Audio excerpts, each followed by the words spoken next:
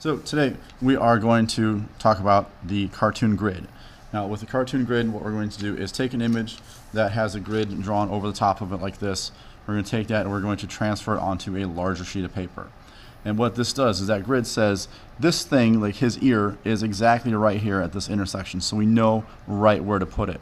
So for somebody that isn't the most artistic people, this is a great way to learn how to draw because the grid tells you exactly where those things need to be. Now we're going to get our images from the Sunday comics, and sometimes we'll have an image like this that is significantly longer than it is wide. And that doesn't really work for the proportions of our paper that we're working with. So what I did with this is I cut it, have a vertical image like this, and then I have one that is horizontal, and that works out for our proportions. Now, even though these are connected like this in real life, when we go to draw the actual things out, they are no longer connected because we have a narrow horizontal image and a vertical image. So they're not going to line up this way, even though in real life they line up that way. Alright, so to get started with this, we're going to take a piece of paper and we are going to divide it up. Now this particular paper, we're going to divide it up into 3-inch squares. So we're going to put our marks at 3, put a mark at 6, and we're going to slide the page down, and we're going to do the same thing. We're going to put our mark at 3, put our mark at 6, and then we are going to connect the dots. Now when we do this, we want to draw our lines lightly, because ultimately these lines are going to get erased. So these are just there as a temporary reference point. And we're going to do the same thing along the edge of the page. We're going to mark at 3, mark at 6, mark at 9, slide the ruler down, and we want to do the same thing. The reason why we want to slide the ruler down instead of rotating the paper is on the off chance that this page is a little more than our 3 inches measure out to. So in this case it would be a little over 12 inches or a little over 9 inches. So if we measure from the same side, it'll all work out in the end. Alright, and I'm going to label these 1, 2, and 3, and A, B, C, D. Now there's not really a whole lot of squares here to really worry about. We're just going to do it because it's a good habit to get into with this type of thing because it's just a good habit. Especially if you do one that's significantly large where you have more than 3 and 4. It's a good thing to, so that way you don't get confused. Now, I'm going to take our little comic, and I've already got one prepared here, and get it taped onto a piece of paper. Now for this, it's significantly smaller, and what I did is I measured it out.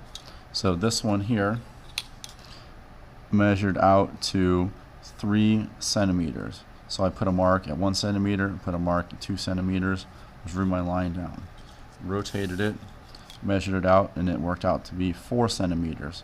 So I put my mark at 1, 2, and 3 centimeters, drew my lines out. So I have a 3 by 4 grid just like I do on the large piece of paper.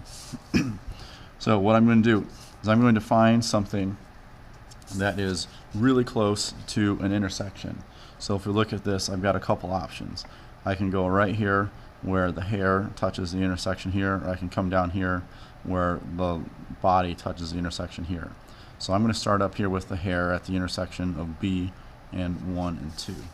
So when I come down to my B grid, and I come over here into where 1 and 2 is, and I'm going to draw that line up like this. Alright, and then I'm going to head out towards the edge of the paper, and that the hair comes up a little bit past the halfway point. And really, it's just a matter of, it comes down and touches. It's just a matter of following along with that grid line and showing where those things intersect and where they overlap, like this.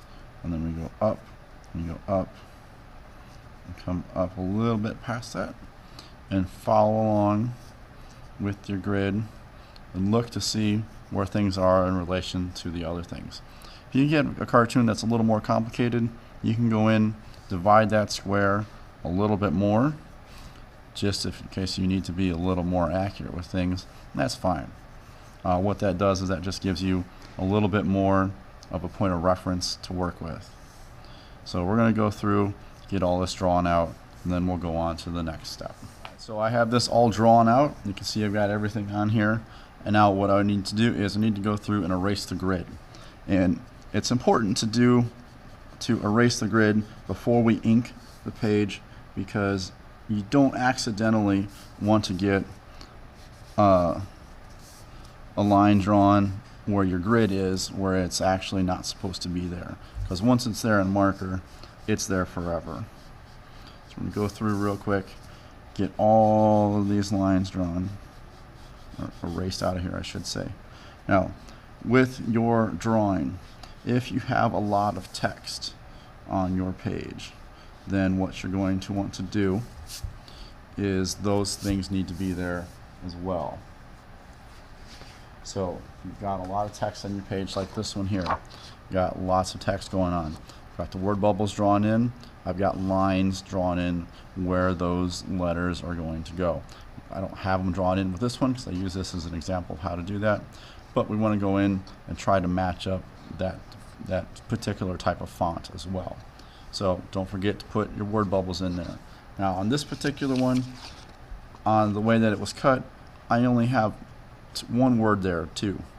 So I'm making the executive decision to not even include that word bubble, because it won't make any sense to have just one word in there. So I've got all my grid erased. So what I'm going to do is take my fine point marker here, and I'm going to go over all of my lines. Now what we call this is called inking. It's where you have a pencil drawing and you're going to go over that pencil drawing with a marker or with pen or anything else that you would have that's going to create this. It's a process that has been used for a very long time in the comic industry, both comic strips and comic books. And when you do this, you want to really look and try and be as consistent as possible and to pull one line if at all possible. Because if you have a start and stop like I did over here, that's going to show up. You have a line like this one where it's a little thicker, you want to make sure that that thickness gets put in there, because everything that's on the page that's black needs to be black. So we don't have any particular ones on this one. Well, like on this one here, he's got an all black shirt, and that would be all blacked in with the marker as well.